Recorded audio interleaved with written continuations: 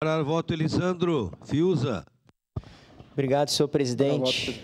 Senhoras e senhores vereadores, a todos que nos acompanham pelas redes sociais, pela TV Câmara, mas em especial, em nome do seu Tonico, a todos os vanzeiros aqui presentes, e dizer, vereador Bressan, da importância que tem quando se tem parlamentares como Vossa Excelência, como vários outros colegas aqui, que se colocam à disposição para reivindicar situações de adequação. Diante do tempo, nós sabemos que existe um plano de mobilidade aí, que é necessário para uma cidade de presente e de futuro, e nós sabemos que o tempo vai passando, o número de automóveis vai aumentando, situações adversas vão acontecendo, é importante que haja mudanças de tráfego na nossa cidade, ampliações de ruas e assim por diante, e melhorias, mas é importante dizer de que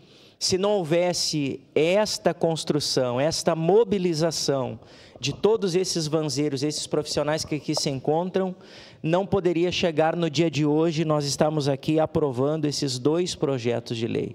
Extremamente importante, de uma forma simples, mas que vai ampliar a cada dia a condição de trabalho de cada um deles. Então, estaremos votando favorável. Mais uma vez, parabéns por esta condução deste trabalho. Obrigado a todos. Obrigado.